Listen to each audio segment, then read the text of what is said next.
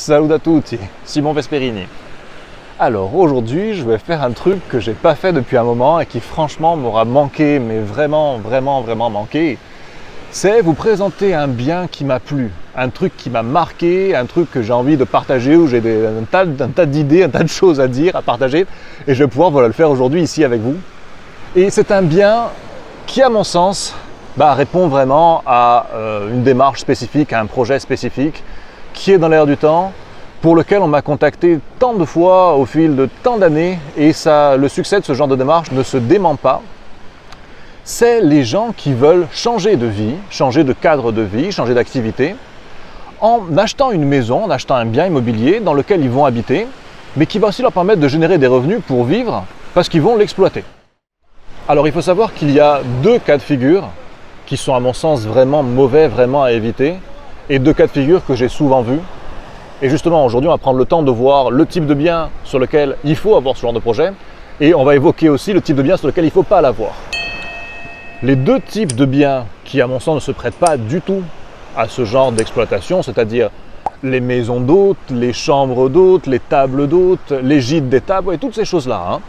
Les fois où on va se dire, on vend ce qu'on a là où on est, on va acheter un chouette bien en Corse, on va y habiter et on va le rentabiliser, on va faire un truc chouette, on va accueillir des gens et ça va nous permettre de gagner de l'argent.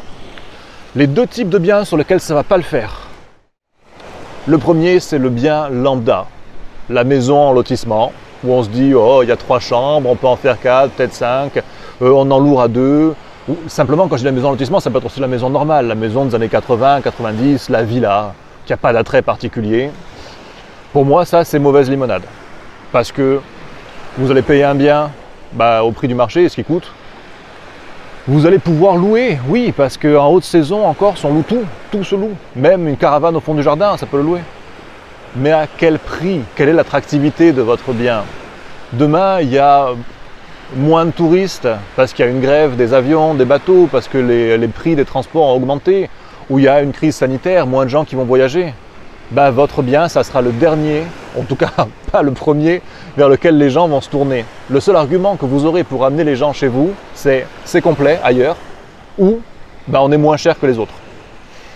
Donc le bien lambda, le bien sans intérêt, le bien sans personnalité particulière, j'aurais tendance moi à ne pas le pratiquer en priorité.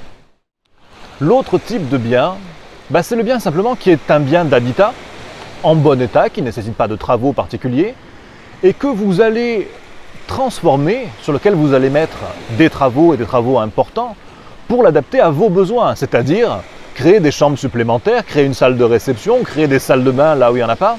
Ça pour moi c'est mauvais plan aussi, parce que le bien, vu qu'il ne nécessite pas de travaux, c'est une maison, un bien d'habitat, il est vendu à la valeur actuelle du marché, il vaut ce qu'il vaut. Vous, quand vous allez mettre des dizaines, ou peut-être plus, peut-être plus d'une centaine, 200 000 euros de modifs dedans, pour y faire peut-être, je sais pas, une piscine pour vos invités, pour y faire des chambres en plus, pour y faire des salles de bain, il va falloir tirer des réseaux, ainsi de suite. Vous n'avez pas augmenté la valeur intrinsèque du bien, vous l'avez simplement adapté à vos besoins. Mais le jour où vous voulez le revendre, les gens, il est possible qu'ils veuillent simplement une maison. Et vos chambres d'hôtes, pour eux, ce n'est pas une valeur ajoutée. Si vous allez pouvoir revendre peut-être un peu plus cher, en général, à moins qu'il y ait une explosion des prix de l'inflation, quoi que ce soit, mais vous n'allez pas rentrer dans le coût de vos travaux parce que vous les avez quelque part dépensés en vain. Que faut-il donc faire? Idéalement, il faut se tourner vers un bien qui a réellement un attrait particulier de par son charme, son authenticité, de par son emplacement, de par son aloi, son allure, pour d'autres raisons peut-être auxquelles je ne pense pas là sur le coup, mais quelque chose qui fasse qu'on a envie de venir chez vous dans ce bien-là et pas dans un autre, parce qu'il a un truc en plus, un truc particulier, un truc qui lui est propre, ou ce que vous faites dedans est un truc qui est propre à ce lieu-là. Ça, c'est la première des conditions. La seconde, vous achetez un bien qui est à rénover. Alors soit qui est exactement dans les dispositions que vous recherchez, nickel, parfait, c'est déjà des chambres d'hôtes, c'est déjà une maison d'hôtes, nickel. Ou sinon, c'est un bien qui est entièrement à rénover, qui nécessite une redistribution, une refonte lourde. Et à ce moment-là, effectivement, vous pouvez le mettre à votre main et l'adapter à vos besoins et vous n'êtes pas sur des dépenses superflues. Que vous ayez voulu en faire un petit hôtel, une maison d'hôte ou une maison d'habitat, de toute façon, il aurait fallu le refaire. Et en général, hein, quand j'ai des gens en consulting qui ont ce genre de projet et que je donne ce genre de conseils, bah, me vient à l'esprit un type de bien particulier, quelques exemples. Et souvent, hein, bah, ce qui me vient à l'esprit, ça correspond peu ou prou à ça.